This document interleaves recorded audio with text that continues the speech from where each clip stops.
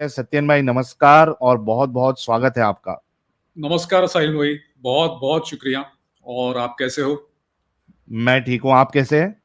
बस बढ़िया हूँ। और आज का टॉपिक बहुत ही इम्पोर्टेंट है।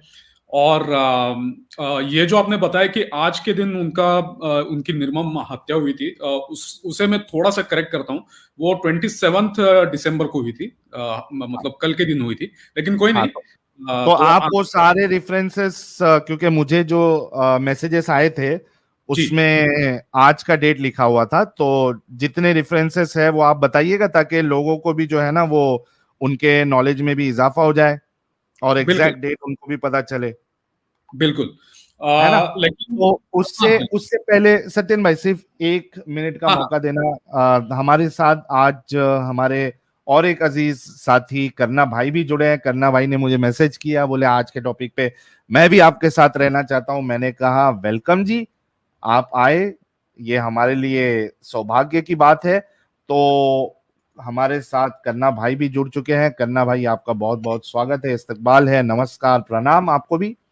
जी। साहिल भाई नमस्कार, सत्यन भाई नमस्कार। नमस्कार करण और भाई। जी, वीर बाल दिवस पर सभी गुरु गोविंद सिंह जी के चारों बेटों को बहुत बहुत नमन करते हुए आज की स्ट्रीम को हम शुरुआत करते हैं। थैंक यू सो मच करना भाई। उससे पहले आज का जो एक्चुअल सब्जेक्ट है वो स्टार्ट करने से पहले जेआर भाई कह रहे हैं आज मेरा बर्थडे है। जेआर भाई जैसे ही ये टॉपिक खत्म हो जाएगा फिर हम अपने अंदाज में आपका बर्थडे जो है वो जरूर सेलिब्रेट करेंगे। नरिंदर सिंह मथारू साहब मेंबर बने हैं, बहुत बहुत शुक्रिया। ब्लैक पिंक भाई थैंक यू सो मच। और गायतोंडे भाई कह रहे कैसे है लौंडे, बिल्कुल ठीक है गायतोंडे साहब, बड़े दिनों बाद दिखे आप, वेलकम।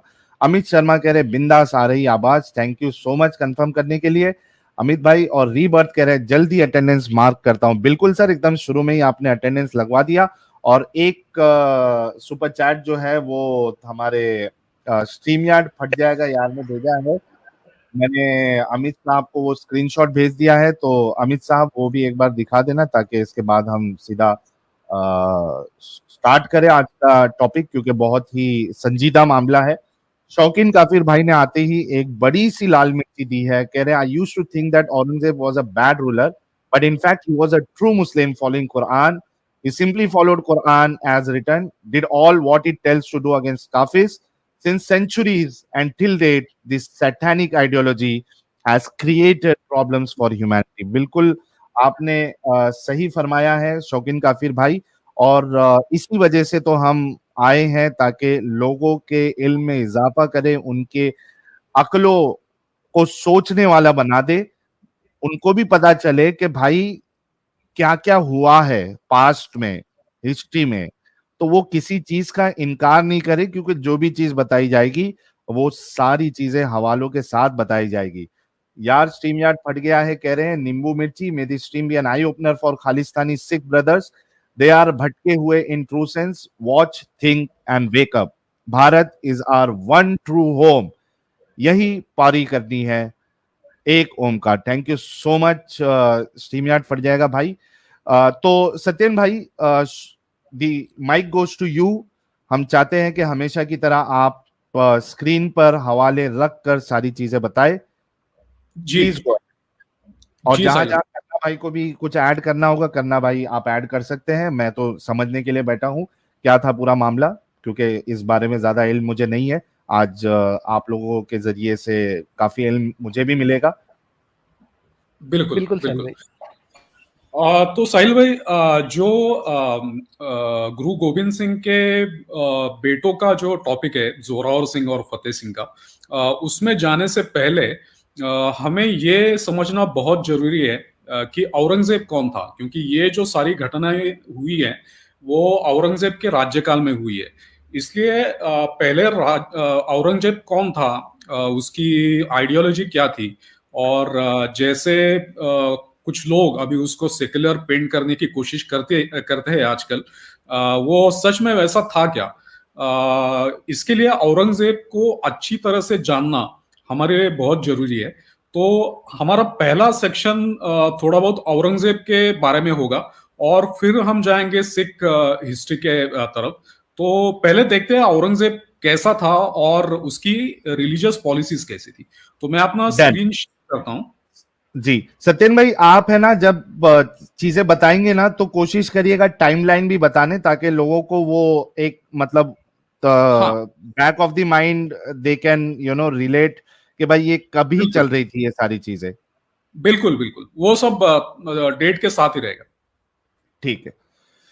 मीनवाइल यार, जब तक स्क्रीन आ जाती है सत्येन भाई की, वंस अगेन सभी लोगों से रिक्वेस्ट है कि स्ट्रीम को ज्यादा से ज्यादा शेयर करें, खास करके आपके जितने भी सिख दोस्त यार है, पहचान में है, ऑफिस कलीग्स है, उनके साथ भी शेयर करें, क्योंकि हम चाहते हैं कि जो हमारी सिख कम्युनिटी है वो भी हमारे साथ जुड़े, वो भी ऐसा कम नंबर्स में नहीं, पूरी की पूरी सिख कम्युनिटी जो है वो हमारे साथ जुड़े, इस एक्टिविज्म के साथ जुड़े, क्योंकि हर किसी का साथ हमें चाहिए होगा इस एक्टिविज्म को आगे लेके जाने के लिए और लोगों तक बातें पहुंचाने के लिए। तो आप लोगों के सपोर्ट के बिना नॉट पॉसिबल एट ऑल। सारे लोगों के साथ आप शेयर करिए। ये आ गई स्क्रीन प्रेजेंटेशन। जी साहिल भाई, तो शुरुआत करें। Please please go ahead. Okay. Abu al Zafar Muhiuddin Mohammad Aurangzeb Bahadur Alamgir Badshah Ghazi, ये औरंगजेब का ऑफिशियल टाइटल है, जो कि उसके जो फरमान होते हैं उस पे उसका जो सील होता है उस पे, और उसके जो सिक्के यानी कि कॉइन्स होते हैं उसका उन पर भी औरंगजेब का नाम इसी तरीके से आता है। तो औरंगजेब ने 22 जून 1658 से लेके 3 मार्च 1707 तक तकरीबन 48 ईयर्स तक, मतलब 17,747 दिन तक राज किया। वो इस्लाम का एक स्टॉन्च फॉलोअर, मतलब कट्टर फॉलोअर था, और उसकी जो हिस्ट्री और उसका जो राज्यकाल है वो रिलीजियस कन्वर्जन्स, मंदिरों का विनाश और नॉन मुस्लिम्स का परसिक्यूशन यानी कि नॉन मुस्लिम्स पे किए गए अत्याचारों से भरा पड़ा हुआ है। उसमें से कुछ एग्जांपल्स हम देखते हैं। उसने डिमोलिश किया काशी विश्वनाथ का टेम्पल सितंबर 1669 में। इसका जिक्र आता है मासिर आलमगिरी, जो इसका ऑफिशियल कोर्ट हिस्ट्री है, उसमें पर्शियन पेज नंबर 88 पे इसका जिक्र आता है।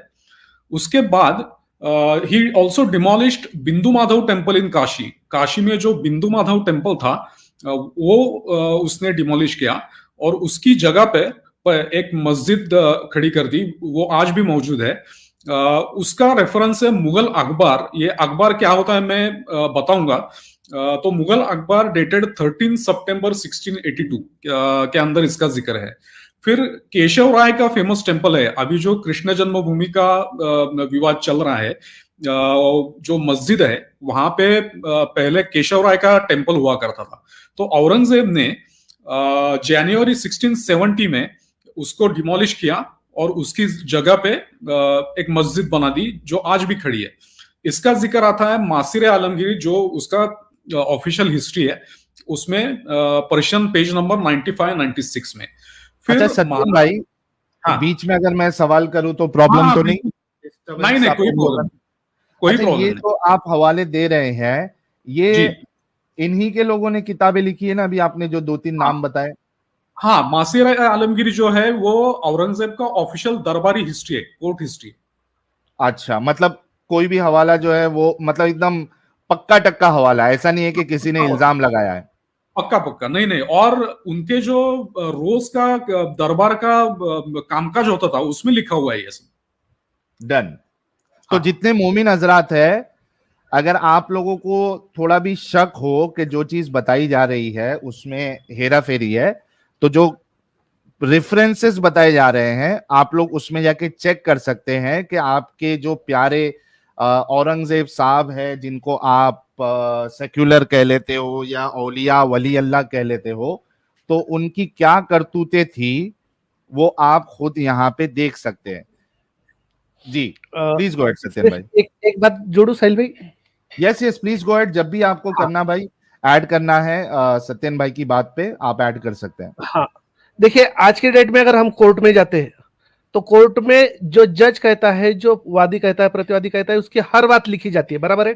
एक हाँ। टाइपराइटर होता है और वो सारी चीजें लिखा करता है। ये उस टाइम भी उसी तरह से उनके दरबार में जो भी चीज हो रही है, छोटी चीज और छोटी और बड़ी से बड़ी बात लिखी जाती थी, और इस चीज को कहा जाता था दरबारनामा।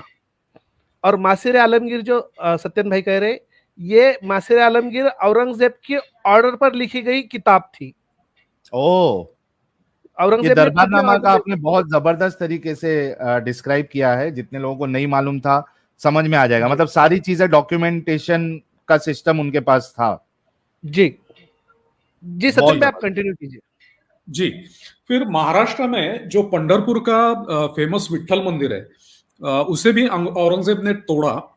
वो तोड़ा था 1705 में, और इसका जिक्र आता है मुगल अखबार डेटेड 2 जनवरी 1705।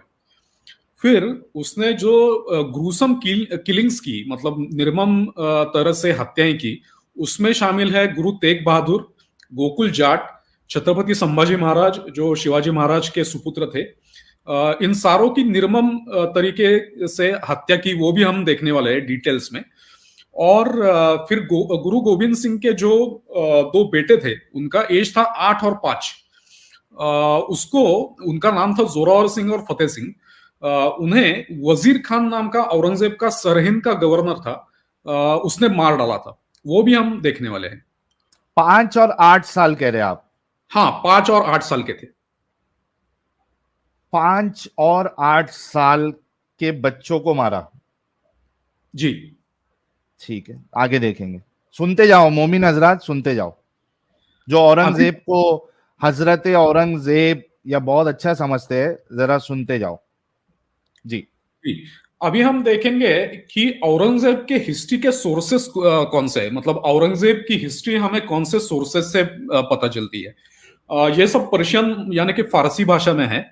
पहला है आलमगीरनामा, जो औरंगजेब के पहले 10 साल का जो वाकया है या जो इतिहास है, वो उसने खुद लिखने के लिए कहा था। उसे कहते हैं आलमगीरनामा, और उसे लिखा है मिर्जा मोहम्मद काजिम ने। औरंगजेब ने 10 साल का इतिहास मतलब लिखे जाने के बाद मोहम्मद काजिम को कहा कि अब इससे आगे का मत लिखना। इसका रीजन जो है वो मासिर आलमगीरी में दिया हुआ है। वो रीजन ऐसा है कि बादशाह को, मतलब औरंगजेब को ऐसा लगा कि बाहरी दिखावा करने से अच्छा है कि अंदरूनी क्वालिटीज बढ़ाई जाए। अंदरूनी क्वालिटीज मतलब इस्लाम के मुताबिक जो अच्छी होती है, मतलब काफिरों का कत्ल करना या फिर जिजिया लगा देना, ये अच्छी क्वालिटीज है उसके मुताबिक। तो उन अंदरूनी क्वालिटीज को बढ़ाया जाए, और बाहरी दिखावा जो है मैं बादशाह हूं या मैंने ऐसे किया, वो बताने के बजाय अपने अंदरूनी क्वालिटीज बढ़ाई जाए। इसके लिए उसने मोहम्मद काजिम को 10 साल का इतिहास लिखने के बाद अपना इतिहास आगे लिखने के लिए मना किया। तो ये जो पहले 10 साल का इतिहास है उसे कहते हैं आलमगीरनामा। ये पर्शियन में है। ये अभी यहाँ पे लेफ्ट साइड में आपको जो पेज दिख रहा है वो आलमगीरनामा का फर्स्ट पेज है। तो ये आलमगीरनामा जो है उसका ट्रांसलेशन अभी हुआ नहीं है किसी भी इंग्लिश इसमें या हिंदी इसमें, ये अभी पर्शियन में ही है। औरंगजेब के मृत्यु के बाद तुरंत उनका जो वजीर था इनायतुल्लाह खान, उसने साकी मुस्तैद खान को एक आज्ञा दी कि अभी औरंगजेब का देहांत हो गया है, और उसने अपने पहले 10 साल के बाद मना किया था इतिहास लिखने के लिए।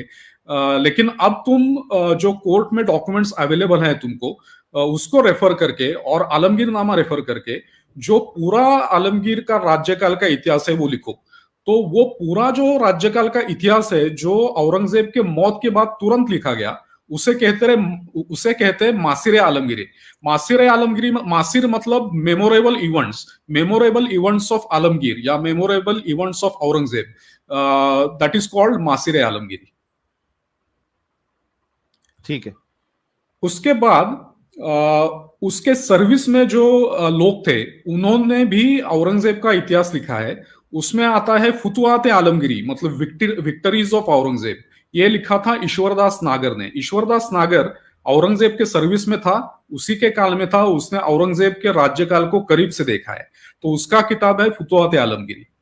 फिर उसी के तरह एक औरंगजेब का नौकर था, उसका नाम था भीमसेन सक्सेना, उसके किताब का नाम है तारीख दिलकुशा। फिर उसी के तरह औरंगजेब का और एक नौकर था, उसका नाम था काफी खान, तो उसने औरंगजेब के पहले का, औरंगजेब के राज्यकाल का और औरंगजेब के बाद के राज्यकाल का भी इतिहास लिखा है। उसके किताब का नाम है मुंतखब उल लुबाब।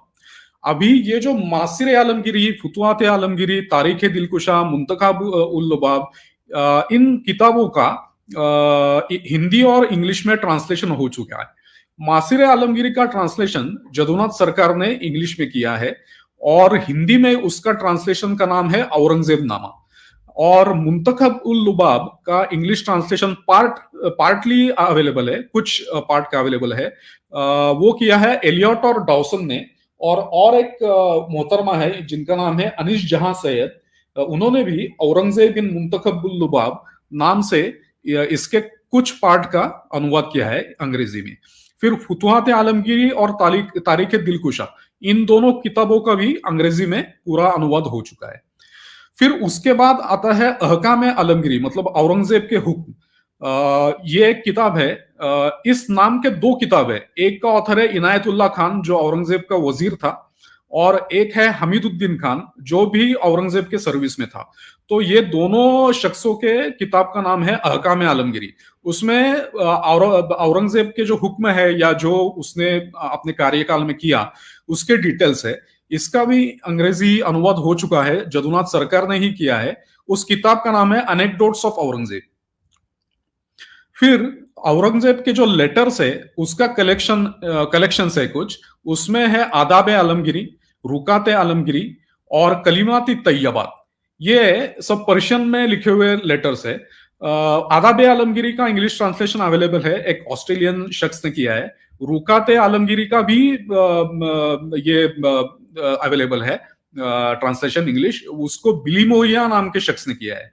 और फिर जब जो मैंने शुरुआत में बताया कि अखबारात जो है, अखबारात मतलब हर दिन दरबार में जो कामकाज होता था उसको लिखा जाता था, और दरबार में जो मनसबदार होते थे या सरदार होते थे, उनके मुंशी रहते थे दरबार में, तो उनको दरबार की न्यूज मतलब लगती थी कि आज दरबार में क्या हुआ, बादशाह ने क्या बोला, क्या हुक्म दिए। तो वो अपने मुंशियों को मुगल कोर्ट में रखते थे और वो मुंशी दरबार का जो सारा प्रोसीडिंग्स है वो लिख के अपने सरदार को या अपने मनसबदार को भेजते थे। तो वो अखबार जो है औरंगजेब के कोर्ट के, वो मौजूद है। तो वो अखबार कैसे होते हैं, उसका डिटेल्स क्या है, ये हम अगले स्लाइड में देखेंगे। अच्छा, उससे पहले सत्येन भाई, जहां तक मुझे याद आ रहा है, अगर कुछ इसका कॉन्टेक्स्ट अलग होगा तो I am really sorry for that, लेकिन बीच में शायद एक वीडियो आई थी इंस्टा के रील पे मुझे, महाराष्ट्र की एक बहुत बड़ी पार्टी है, उसके जो प्रमुख नेता है, मान लीजिए, मैं नाम लेना नहीं चाहता हूं, हाँ। उन्होंने शायद औरंगजेब को अपना भाई बताया था। तो मैं चाहूंगा कि अगर ये स्ट्रीम जो है वो उन तक भी पहुंचाई जाए और वो भी सारे हवाले देखे और उसके बाद खुद फैसला करे कि औरंगजेब को अपना भाई मानना है या अपना दुश्मन मानना है। तो मैं चाहूंगा, अनजाने में उन्होंने कहा या किस हिसाब से कहा मुझे नहीं पता, अगर उन्होंने वाकई में उनको अपना भाई कहा है तो ये स्ट्रीम देख ले, सारे हवाले देख ले और उसके बाद फैसला करे और पब्लिक में आके फिर बताए कि भाई मैंने जो कहा था वो मुझसे गलती हुई थी, मैं उसको अपना भाई नहीं समझ सकता हूं ऐसे इंसान को।